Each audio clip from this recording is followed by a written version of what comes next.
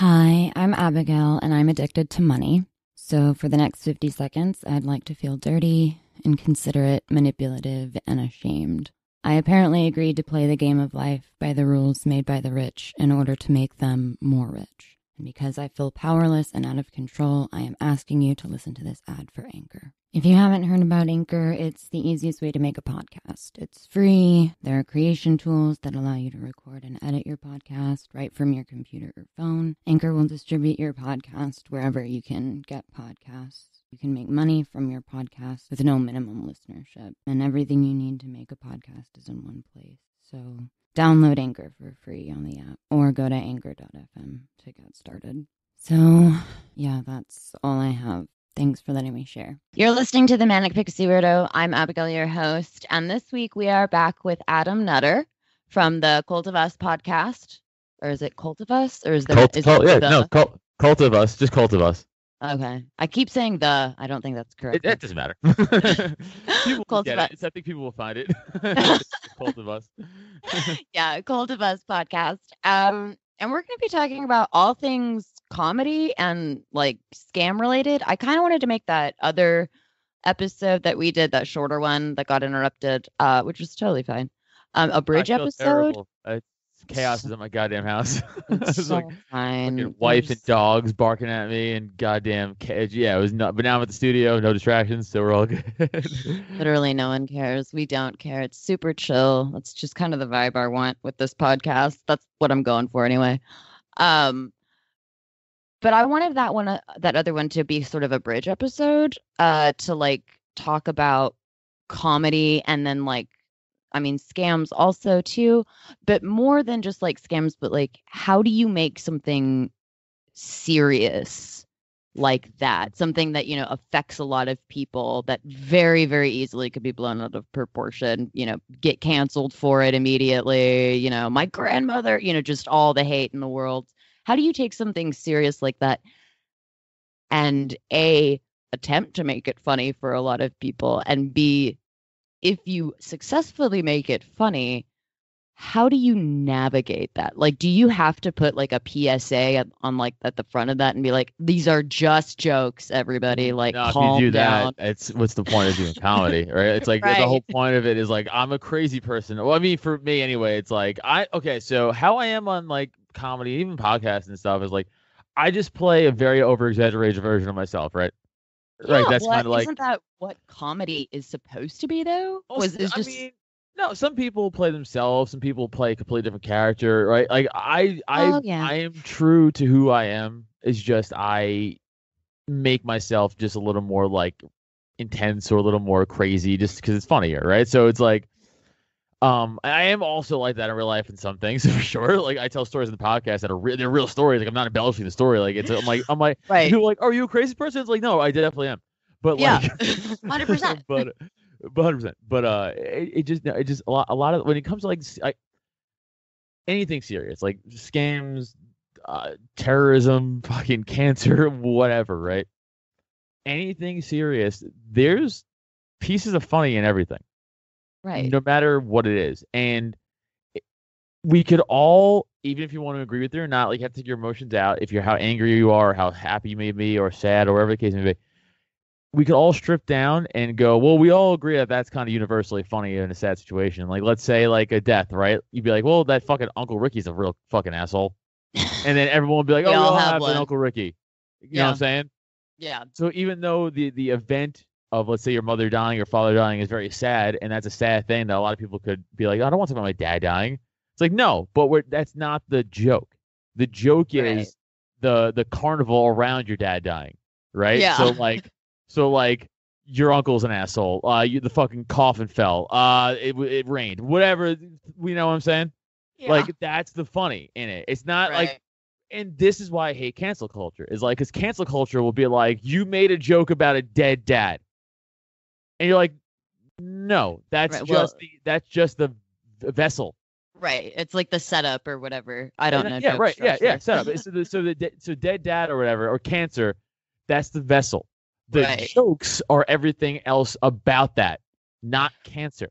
Right. So the Right. jokes are like, "Yo, fucking needles are crazy," or whatever. I mean, Yeah, obviously, or but you know what I'm whatever. saying. I'm just throwing shitty fucking examples out Yeah. here. Like, or you get to talk about like how people are sad, and you're like, "Hey, stop being sad around me. I'm the one dying," or whatever the fuck may be.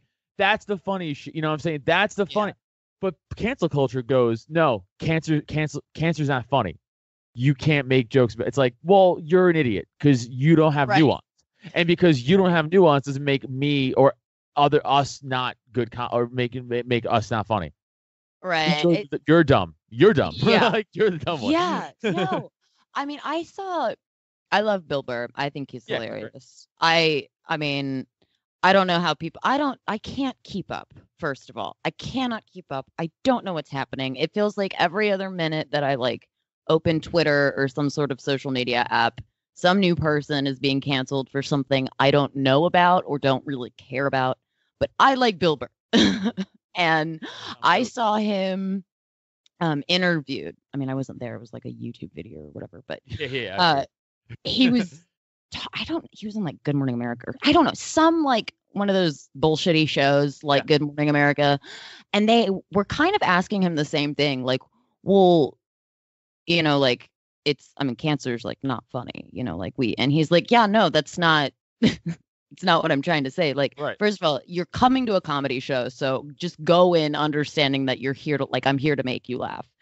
But second of all, comedy, like it shouldn't, like nothing should be off limits. And I thought he put, I don't know if he said these exact words, but basically it was something like cancel culture is bullshit because they're just like the fun suckers. They try to suck all the fun out of everything. And he's like, I can't live in that world. I just can't. This is cancel culture. This is who they are. They are people who have never accomplished anything. They're low status people who have never accomplished anything or own anything, have any sense of self-worth. And that's their way of trying to level the playing field with successful people, where they go, well, okay, I don't have talent. I don't have money. I don't have a fucking career. I'm a fucking loser. So I could be like, you're racist. And then look at me go, pat, pat, pat. I'm a fucking great. I'm a hero. It's like, you're a piece of shit. No one. But low status people hold that above you. That's what they do. Right. Okay. So you have to go. Yeah. So you have to go, okay, well, I'm better than you. You can eat my dick. Like, it's that simple. Like, and Bill Burr also says this. Like, he goes, he as one of his specialties, he talks about cancel culture. And he goes, you know, he's like, if you're a jerk, then apologize. But if you're not, then fuck them. Right. Yeah. Because he's like, what are they gonna do to you? What's their little group? And he's right. Like, I don't want to just do his bit, but it's true. It's like they'll be like, you were mean. Like, well, it was just a joke. They're like, well, it was mean. Okay. Well, I don't care. And then what do they like? Because their power relies on you bending your knee. If you don't bend your knee, there's no power. They don't hire you. Like, I'm a comic. Yeah. Like, they're not. The cancel culture mob doesn't fuck. First of all, they're not coming to my shows. Fair. You think they're super into Adam Nutter comedy? Well, no, I mean, but if they are, they still bought a ticket. So, in other words, thank you for coming to the show. You suck, but thank you for buying the ticket. Right, and I still get your money. But like, my point is like, and that's the other thing is like, who, like, I'm too busy doing shit with my life to hate watch stuff. I don't have that kind of time, man. Like, I'm trying to do comedy. I'm trying to make podcasts. I'm trying to be married. I'm trying to have a dog. Like, I'm trying to fucking live my life. And I don't have time to sit down to a podcast I think is fucking offensive and listen to it, to blog about it on Twitter like a fucking loser. You know what I'm saying? Like, I don't have that in me. Like, but that's just, okay. That just seems like a lot of work, first of all. Like, why would anybody want to just do that? Also, like, I call it like the Slytherin part of me. That's just that I get, there's some Schadenfreude there for me, where like, if people, you know, are cancel culture or like the mean people that are like, I'm just going to sit here and like, you know, hate comment or hate tweet or whatever people. And it's like, I'm living rent free in your brain. Like, I feel incredibly important right now because I'm clearly taking up space in your time, in your day, your energy, like all of these things. And you're spending way more time thinking about me than I am about you. So it's bananas. like bananas. It's like take this fucking energy and put it into something that you care about. Right. Like this is what's there is so much content out there and so many avenues of content out there for you to get your balls in a twisty knot over someone being like, oh, I don't care about this group of people. Like, who gives a shit? Don't watch it. That's what I think. I'm like, well, just don't like. I don't listen. If I listen to so many podcasts, just like in general, and so if I come across a podcast and I don't like it, I do not waste time commenting, rating, reviewing it, tweeting about it. I turn it off and never look at it again. Like, and then it's gone. It's That's never why I like hate Yelp. Because like it's useful, but like I don't like it because I'm like, this is rat bitch shit and I hate it. This is like rats, like mafia, like in the mafia, like a rat. It's like it's because it's like if I go to a restaurant with my wife and it sucks, you know what I go, this place sucked, huh? And we never go back there. Right. I don't go online and be like, this restaurant. It's like, who the shut up, you loser. Like, just tell your friends it sucked like everybody else used to do in the 90s and fucking move on. Like, don't like you're not better than everybody because you could go online. Like, that's what I'm saying. It's low. That's that low status shit. Yeah. Like, I will not do it. I will not leave a review online unless it's positive. Review, I do that too. If it's positive, if I only, it's it's the thumper from Bambi rule. If I don't have anything nice to say, then I'm just not going to say anything at all. Kind of a thing. Saying, like if like a company's being like fuck, like predatory on you, like you should speak up. But I'm saying like if this restaurant is like if it isn't good to your liking, don't roast it. Like don't tear it. Like it's no reason for that. Like I hate that like mentality. Like I just hate it. But going back to like dark comedy and like making things like the great Patrice O'Neal, who if you don't know who Patrice O'Neal is, go watch Patrice O'Neal. I know who he is, but I have never like heard anything that he's done. He's my all-time favorite comic, all-time. Okay. Number one. He was brilliant. Like outside, I think he was like a brilliant dude. Like I really do. Like a sense of like how he could, even if you disagreed with him, you'd be like, God damn, dude. Fuck, you make some those are my favorite people to watch. Are the people that I disagree with. Those are my Abigail, favorite. This is perfect because he had this bit, and it was on his HBO half-hour special from like 2000. I want to say like 7. Oh, wow. And a woman used to be like, "You're a misogynist" to him all the time, right? He had this bit where he would go, "Listen, ladies, if you lost your pussy in a train accident, right, and you couldn't have sex with your man anymore." He goes outside of he's like, what would you do to keep your man around? And this is what's brilliant about him. Blowjobs. No, hold on. He goes, you guys can answer. He lets the woman in the audience answer. So they go, blowjobs, anal. Right. He goes, okay, blowjobs, anal. Okay. He goes, stop. He goes, you guys have been classifying me as misogynist all night. I just gave you a chance to lift yourself up more than women, more than sex, and you guys classified yourself as a series of holes. He goes, none of you said learn how to play Xbox, tell better stories, bring a bitch over with the pussy. That's fair. But that's a brilliant turn. Because what you just said, you said it too. You were like, blowjobs. See what I'm saying? I did. You did it. Well, and then my original thought was anal, but then I was like, blowjobs are better. So yeah, like I went straight to the biological like sex thing too. It wasn't. Yeah, no, it's fair. And that's the brilliant part. Is people like he's like, you're misogynistic. He's like, am I? I just gave you a chance to say that you're more than just a sexual meat puppet, and you guys were like, we're just sexual meat puppet. It's brilliant. It really is a brilliant turn. Yeah, but he guys like him who could do shit like, and he had a bunch of crazy, dark, philosophical shit. You gotta really go watch him. But even what the brilliance of Patrice O'Neal too is like, even outside of his stand-up, go listen to him on old episodes of Opie and Anthony. Some of the funniest and most prolific, brilliant stuff though you ever heard in your life. Like they had this bit one time. He would talk about he's like how how sci-fi movies from the Sci-Fi Channel, they just rip off like famous movies but change the name a little bit. Yes, so they started just yelling out like famous movies, and he would just make them sci-fi name movies.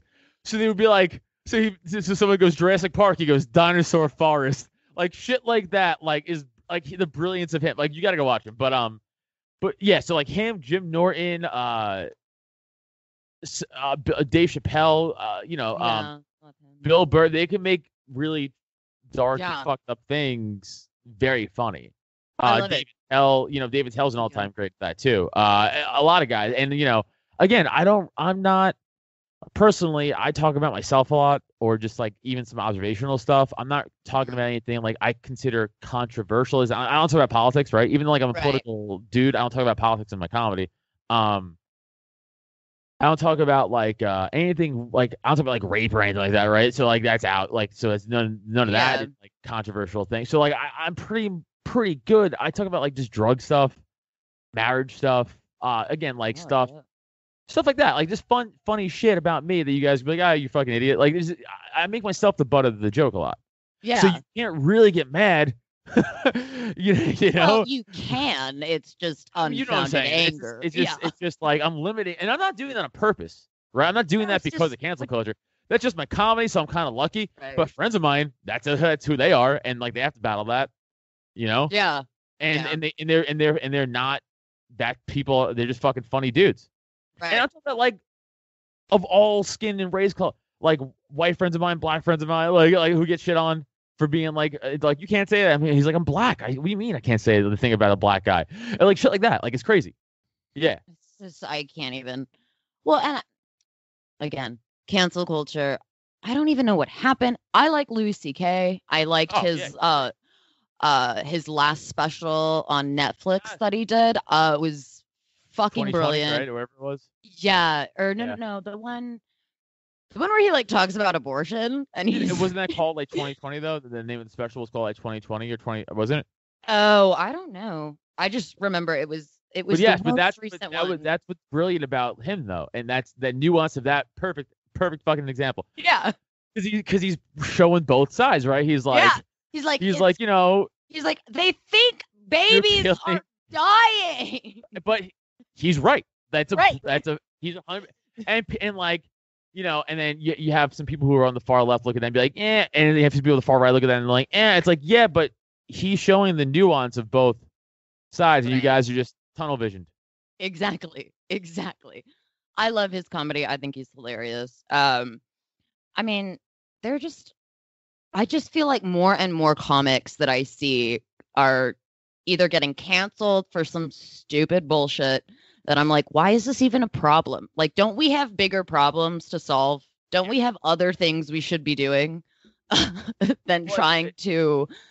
I mean, now, Harvey Weinstein, that's a little bit of a different, right? That's a different situation. Do deserve to be canceled. But like, I just, yeah, like Louis, to this day, I don't even know why he was canceled. It was something that I feel like got blown completely out of proportion. And I know the whole story, and especially in the comedy world, you hear like other stuff, and you're like, oh, okay, well, this is bullshit. The Chris D'Elia thing, right, was bullshit. I was so sad when I remember. Oh my god, I remember the day that I like. No, yeah, creepy, but not illegal. I mean, I was so sad. I remember the day that I found out like that whole thing came out, and I was just like, I love Chris D'Elia. I think he's so funny. And it's okay. He's okay. I mean, it's my. But that aside, comedy has nothing to do with it, right? My point is like, he was doing creepy shit. Like I don't agree. Like I'm 34. I don't know. Right, but I don't even know what it was. I don't. So he was that's what I thought. I thought it was something that came out where he was like soliciting underage girls or whatever. That's what they try to pass it. But what happened is he would get like he would roll into a town, open up his DMs, have 100 fucking DMs from chicks. Well, he doesn't know the age of so he just like, and he was being he's like, hey, come to my hotel room. And then if a girl's like, hey, I'm 17, he'd be like, peace. Right. Yes. Now, there were some girls who were like 18. He's like, yeah, which again, not illegal, creepy. Because if I see a 22-year-old chick, I'm like, what would I even talk to you about? It's fair. Yeah, I don't know. Right, but I'm older and whatever. But like, he just fucking, I get it. But like again, like it's not my thing. It's creepy, I think. But like, it's not illegal. So what are we doing? We're gonna ruin this guy's career and his life because he was doing a creepy thing? Yeah. Well, okay. Well, who are you to judge? Like I'm a creep in other ways. Like, everyone's a creep. You know what I'm saying? Like every person I fucking know is creepy. Woman, guys, everyone's a fucking creep in their own way. That's creepy, sure, in one way that I don't agree with, but like, it's not illegal. So it's just this hyper like cancel it, and then rules, right, to like the canceling. So like if you politically lean one way, yes. So like yes. So if you look at the Gina Carano thing, what I can't keep up. So Gina Carano is, right? Yeah. Okay, so she just got canceled over. Again, it's irrelevant of if you agree with her or not. I'm just stating a fact. She posted. She was saying. Oh, wait, was she the person from The Mandalorian? Yes. Okay. Yes. Okay, so you know the story of how she posted something. She's like, "Hey, like conservatives are like kind of like the Jews and like not like we're being like silenced and shit." Now. Oh yeah. Pedro Pascal, the Mandalorian himself. Love him. He posted something about kids in cages and how America's like Nazi. Almost the same thing, but for the other side of the political argument. Right. Here's the thing. That picture he posted wasn't from America. It was completely false. It was all fake, right? It was not. He still has a job from Disney. Now, it's the same thing, just different sides of the political spectrum. Right. But why does she get canned? He doesn't. Now, I'm a hardcore libertarian. I don't really give a fuck about red or blue, but I'm just saying, like, I look at that and I go, well, I still have nuance, and I still see that's wrong. Right. So I don't have to look at Gina Carano and go, yeah, I agree with Gina. I don't give a fuck about Gina Carano. It has nothing to do with me agreeing with Gina Carano or not. It has to do with, well, if she got fired, then he should have got fired too. Right. There's a precedent that you're setting, but you're also, it's the inconsistency of it. It's like, what's happening? Pet peeve of mine is I have very few pet peeves. They are not taking personal accountability for things of your personal fuck ups that you do, right. Bullying and taking advantage of people, and hypocrisy. Yeah, I hate rules for thee, but not for me. Mm-hmm. I hate authority. So like I hate that. And when I see people go, well, I could do it, but you can't. It's like, well, no. Either we're all doing it or no one's doing it. That's how it goes. Like, so as soon as I see that, I go, you're an enemy. And now I go, you're an enemy to comedy. Like, you're an enemy to like creativity. You're an enemy to the art. You're an enemy to all of it because that affects everybody. Right. So like, because like anybody in the creative circle, like you're a podcaster, you're a creative, you're in the creative circle, right? Mm-hmm. I'm a comic and a podcast. I'm in the creative circle. So like anybody in the creative circle goes, wait, so I could be completely shut down from social media and the public view because I disagree with them something politically? Right. Oh, how's that fair? Like, it's the Three Musketeer rule. It's the all for one for all. And I mean, perfect example. There are all things. I mean, we still have to take off our fucking shoes in the airport because one guy one time 10 years ago tried to light his shoe on fire and failed. Don't even get me started on TSA. They are useless. They are a government propaganda tool to pretend to harass you. Do you know the TSA did a test on themselves for oh no. I bet they failed, whatever it was. 98% contraband got through. I'm not shocked at all. They got full guns through. Full guns and backpacks. And by the way, I bring weed on me with every single flight, and no one stopped me. Right. So, like, you know what I'm saying? Like, I've never not brought weed with me on a flight, and I've traveled a lot before COVID. So I've never not brought weed. And no one, a dog's never stopped me. A person's never stopped me. I go about my fucking business. I've gone to Mexico with weed. I've flown back from Mexico with weed. Now, it's not like the grass. It's the fucking Oh yeah, I mean, like I've got on the plane for sure, like with edibles and like crossed it and that kind of stuff. It's not I'm not like bringing bud onto the plane. Yeah, no, it's that's like crazy. Edibles and shit.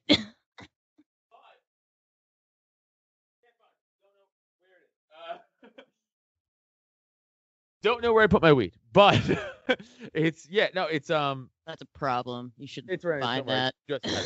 But no, I have the pods, like the vape pods. Oh, nice. But like dogs will smell. I'm not like I'm putting them in a special container. I put them in a Ziploc bag. Right. I throw them in my book bag. Yeah. Oh yeah, I've gotten on like airplanes with like lunch boxes and it's just loaded with edibles. And Oh yeah, because no, and also though, I also have because heard also you can take food and not liquid for some here reason. it is. Found it. Oh, It's on the floor. boom. Bam. It's just and this comes out. So this is just the fucking It looks like a and thumb drive. this is the pen. This is the actual and this is the pot. And then you just Technology is so weird. yeah. It's so Boom. tiny. That- It looks like you could plug that into your computer and like save files on it. It looks like a USB drive.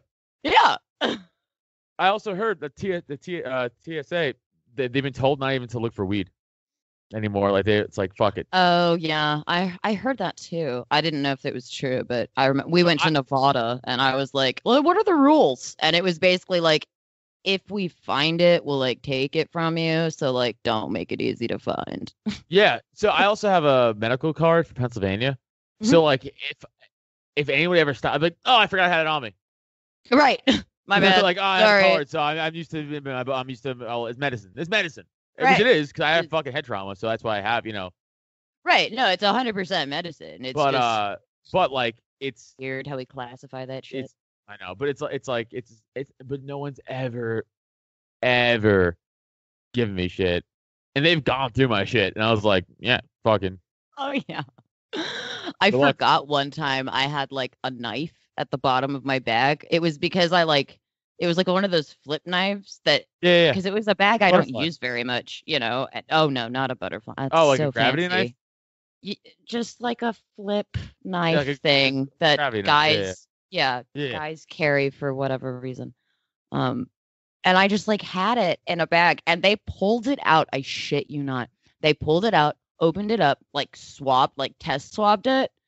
And then they were like, we're supposed to take it. Like, is it going to be a problem if we take it? I was like, I forgot it was in there. You can fucking have it. I don't care. And they were like, okay. And they put it back and let me go.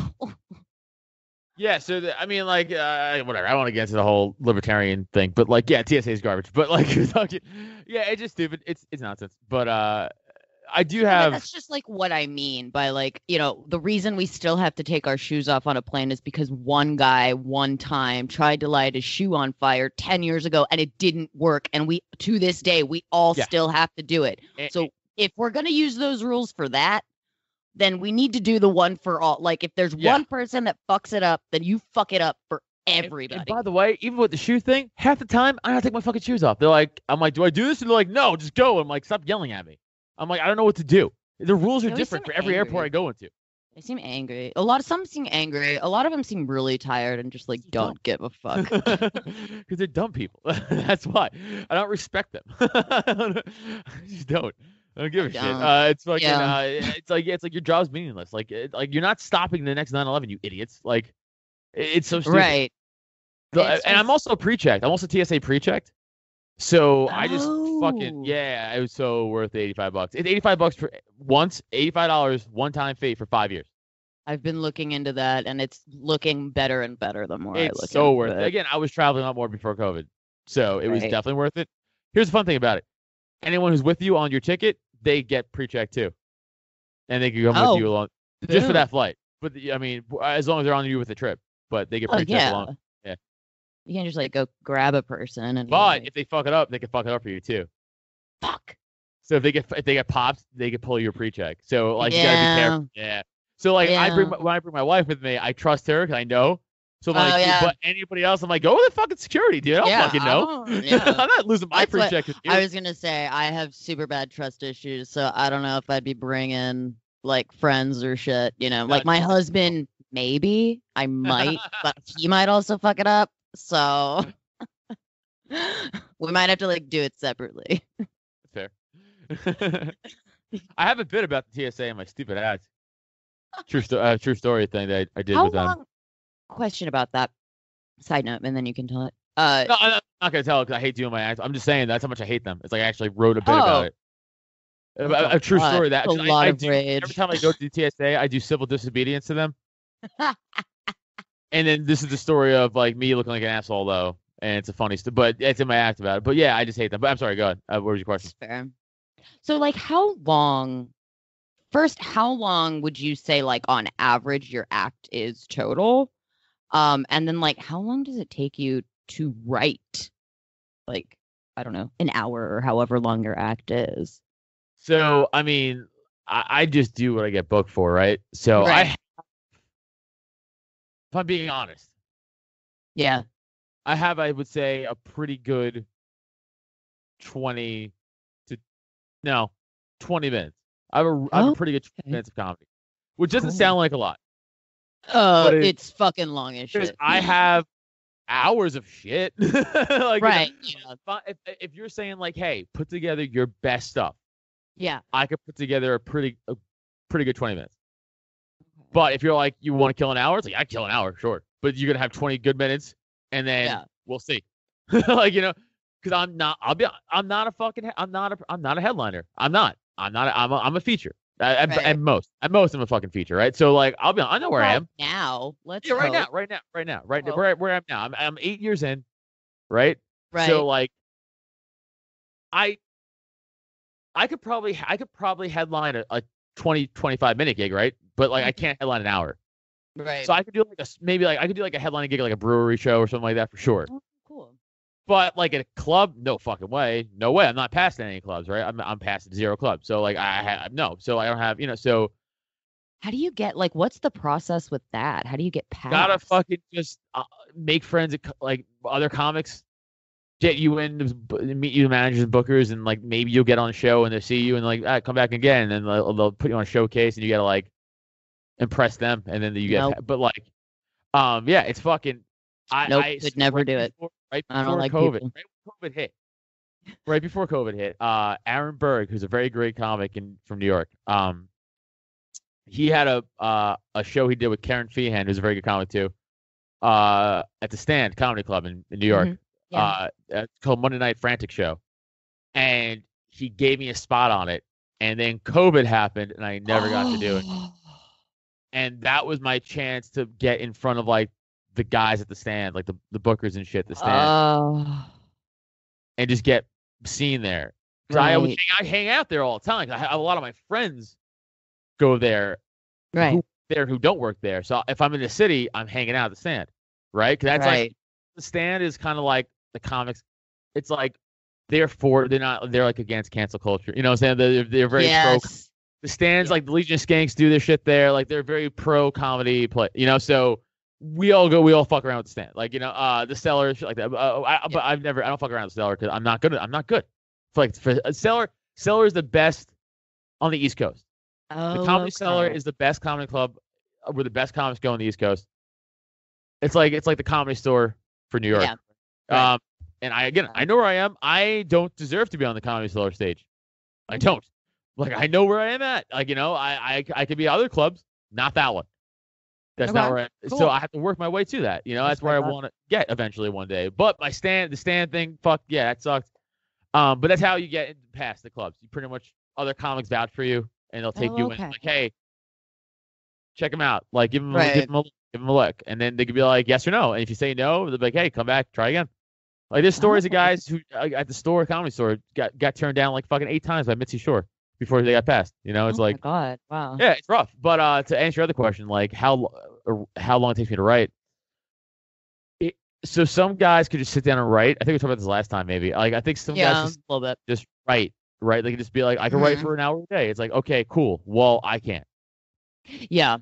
So I need a premise in my head already, and then I'll be like, okay, now I can sit down and try to write out the premise, but I can't just sit down and be like, okay, funny. Right. Like, but some guys can. Like Neil, who I own this whole fucking network with and do my podcast with, like. He could just write and like write goofy shit, and I'm like, I can't, dude. I just can't. I need to be like, oh, that thing that happened to me at the fucking Target the other day was crazy. And I'm like, that was pretty funny, huh? I'm like, oh, what's funny about that? Well, that was pretty crazy thing that guy said, huh? How did I react? Okay, and now I'm piecing the story together in my head, right? And now I could go, okay, now let me flesh out the jokes in this. But that had to happen to me, right? Like, let me make up a story about me at Target. I can't fucking do it. I just can't. Right. No, I have respect for work that way. But some comics could be like, I could be like, you were at Target. Like this is the writing exercise. You were at Target. Something happened to you. Go, and they'll write you a fucking 7-minute bit about their Target experience that never happened. and you're like, God damn, dude, hats. Right. Hats off. Like, I can't do that. Jesus. That's not for me.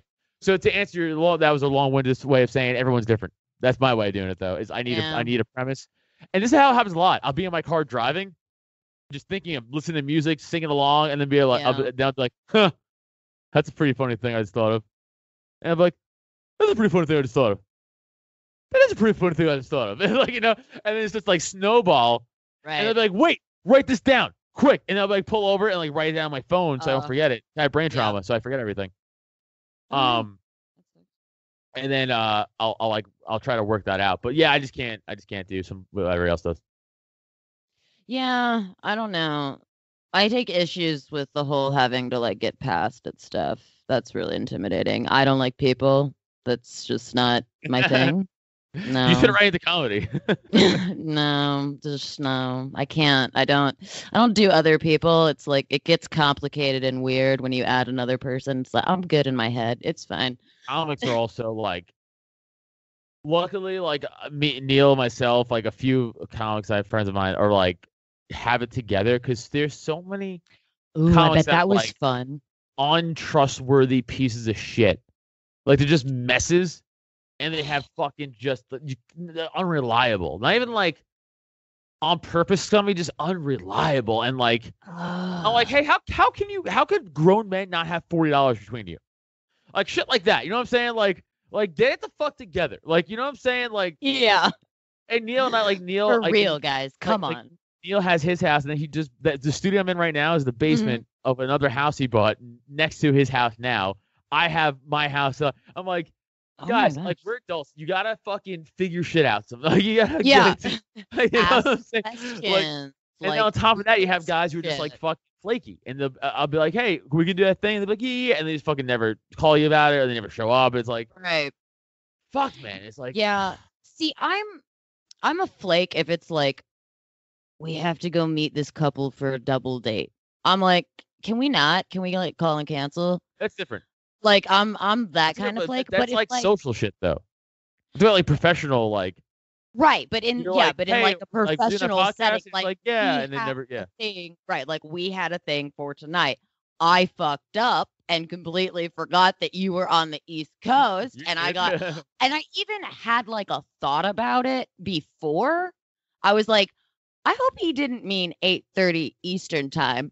And then I never went back to it. I was like, I had a thought of like, I should check on that and confirm, and didn't do it. And then you texted me or, messaged me, and I was like, should have done that. Completely my fault. No, it's all good. I'm an Eastern time zone slob, because all I know is really Eastern time. I'm from New York and I'm in Pennsylvania now. So it's like, I assume everyone just works off our time zone no matter where you live, because we're the first ones.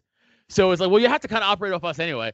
So I assume anytime someone's like 3 o'clock, I'm like, they must mean Eastern. And that's my fault. Well, it's like an arrogant Eastern time zone person thing. I don't know if it's that though, because I have that. I'm like, oh, it's obviously Central Time everywhere. Like, I mean, clearly, because we're the first time. That's why. If I was LA time, if I was West Coast time, I would be like, no, I would think I would assume East Coast time for everything. Yeah, no, I would. Yeah, because like in my brain, Central Time, like, so Eastern Time is like only New York City, and then like West Coast, like Pacific Time is like only LA, and then everything in between, and like maybe Oregon and like Mountain Time, which is an hour behind you, right?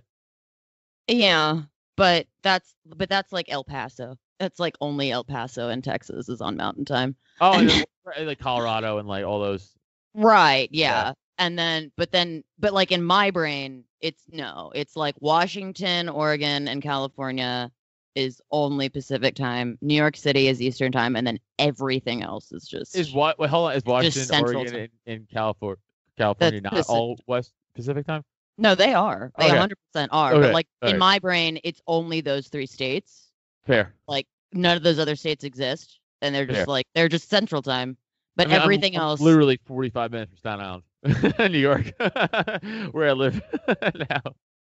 Yeah, but the worst part is I have family. Like I have family in North Carolina, in Pennsylvania. Eastern like so like I should know better. State College. Oh, it's like an hour and a half for me. Yeah, it's like real close to Amish country, I think. I don't know, I haven't been there in a while. Yeah, They make great apple butter. they do. Amish. They'll never hear this, but you guys make great apple butter. They do. Um, and then North Carolina, somewhere in North Carolina. I don't fucking know where. Um, but then I have like family in like Santa Barbara, Memphis, like Thailand, just like all over the place. So I'm just incredibly self-centered and narcissistic and assume that fair. everyone revolves around my time You should zone and trust what I'm all of saying. your stuff should just be with mine, and I don't That's fair. understand like why it's not. You should do comedy. You check off all the marks of comedian, narcissism. Check. I don't think I'm Hates people. funny Check. though. Yeah, hates people. Get away from me. I don't think I'm that funny. I'm much better with at like dramatic stuff. But I also think that's kind of cheating because it's really easy to be dramatic. Like, kind of like cancer is always fucking sad. Sexual assault, always fucking horrible. Like, Yeah. there's, and so I guess I just have like a natural like draw and curiosity and like inquisitiveness toward comedy because I don't think I would be good at it. And I understand where like it becomes an art form because if you can find the funny in something absolutely horrific, there is merit to that. Like there is an artistic form to Let me ask that. you something. Are you close to like what? Are you close to like a major town in Texas? Dallas. Okay, Dallas is that's like perfect. 45 minutes, an hour away. You've heard of us? Yeah, it's kind of small. I don't know. Yeah. I hate their football team. I'm a Giants fan. Go Bears. I don't give a fuck about the Bears. You should go to an open mic and try it. There's one in the town that's next to me, but I also feel like I would have to be like high or like I'm like high all the time. intoxicated of some not like intoxicated like drunk, but like high. I'd have to have like something in my body because I have really bad anxiety, and so I think I would get in my head too much, and it would be one of those scenes where like at the kindergarten school talent show, like you just see that kid that like walks on and then like walks off and then like walks on like 10 times and just like keeps going. And then they're like, fuck it, I can't do this. Nah, you'll be okay. You just got to do it. Honestly, you just do it. Like once you do it, now it's so like commonplace. You're like, get me on a fucking stage. Let's go. Like, get me in front of some people. Like, oh, so it like took like how long did it take you before you were like, okay, I can do this. Like I'm in my element. Oh, you're never in your element. But like when you're not scared, I should say this. When you're not scared to just go up and tell jokes, that's easier to answer. Okay, yeah. It took me like 2 years, 2 years to be like stop getting like stomach nervous.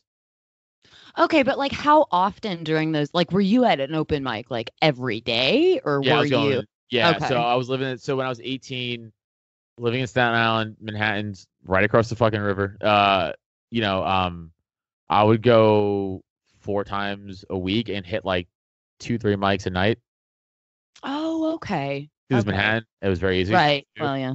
I was also 18, so what the fuck else am I doing? And then so I was doing that a lot, and that's how you get good. You have to just do it. Yeah. Like I just feel like keep that's doing just it, life, though. doing it. Well, yeah, it's what's the Marshall Thurgood? Not Marshall Thurgood. Thurgood Marshall. Yes. So flip it. 10,000 hours. It's like 10,000 hours makes you like an expert or something. Yeah. Which I don't know if that's true, but I mean it sounds good. So let's roll with it. But it's also a lot of time. It does sound like a lot of hours.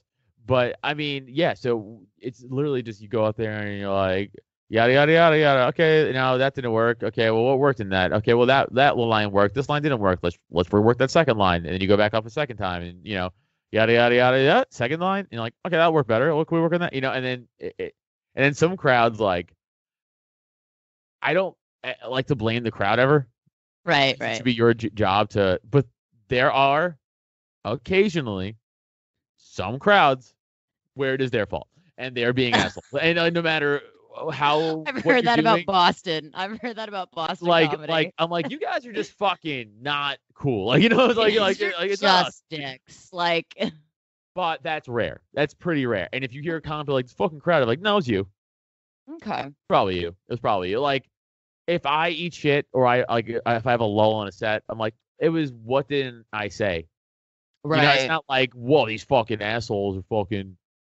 Right. Now, Well, no, you I did a definitely show. have to have that though. I did a I show a think you few months ago where it was the crowd, and I was like, "You guys fucking suck!" Like we just started roasting the crowd. Like I was like, "I don't give a fuck." I was gonna sit up here like, "Fuck you! You already don't like me." I didn't even say anything yet. I got up there no. and I opened with a fucking killer, and they didn't give a shit. And I was like, you know what? 'Cause I was like the third comic up by then. No, so you Yeah, like I was like- already got the feel of the room, And and we're the other like, comics before me were good comics. Like I know them. And I wasn't Right. like, and I was like, okay, they're not doing bad. You guys are just being fucking assholes. Like you guys aren't just. I don't know what's going on. But that's rare. Usually it's like you suck, I suck. They're fine. Right. We're not doing our job. Like that's what usually what it is. Okay. But you get that occasionally. so can you like dive into the vaults of like the recesses of your mind and like share in like one of your first bits? Oh man. Okay. Listen. Yes, but I was 18 and I was going for cringe because I grew up listening to like Jim Norton, Patrice O'Neal, Bobby Kelly, Rich Ross. Like so I grew up trying to like again not understanding that there had a brilliance and nuance behind their shit, and I was Right. just being a cringy 18-year-old thinking it was the same thing. Okay. Right? Okay. So Yeah, one for of sure. my first bits. Well, we're all fucking idiots at 18, Right. so You have no life experience. You literally have nothing to talk about. So you're just trying to mimic other people, right? That's what you do. Especially new comics, you just mimic who you like. That's all you do. Yeah. Like Bert Kreischer talks about all the time. Bert Kreischer is a very famous comic. He talks about he literally just used to mimic Dave Attell because that's who his favorite comic was. So Yeah. like his early sets would be like sounding like Dave Attell. Like, what am I doing? Like I'm just doing Dave Attell bits. So it's like that's kind of so one of the earliest bits was like oh,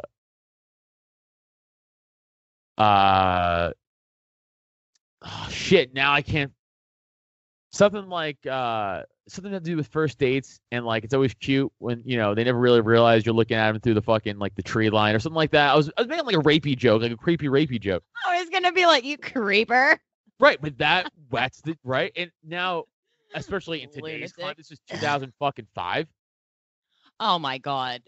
So you gotta understand the time. But like looking back at it now, you'd be like, that's a fucking crazy joke to make in the Me Too movement. It's like, yeah, again though, I was 18 years old. I was 2005.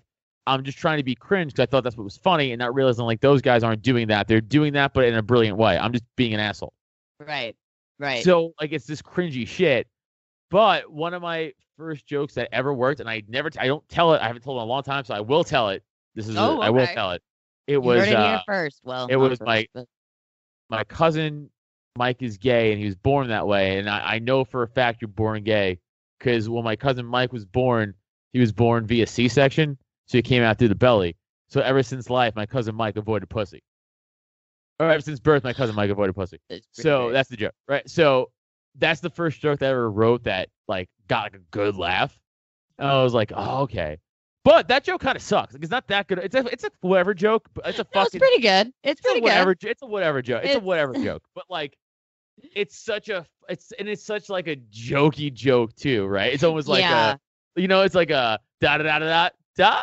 Yeah, like, it's very tone. like setup punchline. Yes. Now it's like I tell stories and bits. It's like now I'm more refined and shit. But like that was one of my first jokes ever that worked. That I told back when I was like 19, 18, that fucking did well. So that was one, if that answers your question. You too. A safe drive. Bye. Bye. Just at Adam Nutter on Twitter, Instagram, Adam Nutter Comedy on Facebook and TikTok. Yeah, I'm on TikTok, I know. And then Cult of Us, that's available. My podcast, that's my main podcast, is available everywhere on YouTube, youtube.com/Cult of Us. If you guys want to help us out on Patreon, patreon.com/Cult of Us. $1 gets you access to all the extra stuff. I also do a sports podcast, Slapstick Sports, and my other podcast I do is Garbage Opinions Podcast. I do with a few other podcasters. We just kind of riff about garbage opinions that we have. That's pretty much it. But check those all out. They're available everywhere. Follow me and all that good stuff. Okay, thank you so much. Thank you so much. We'll definitely do it again. Okay, have a good one. Bye. Thank you. Bye. So that's the end of part 1 of comedy / scams and mostly comedy, with Adam Nutter from Cult of Us podcast. Follow all of his stuff. Links in the description. I hope you guys enjoyed it. Be back here next week for the rest of the interview. As always, if you could like and subscribe if you're watching on YouTube.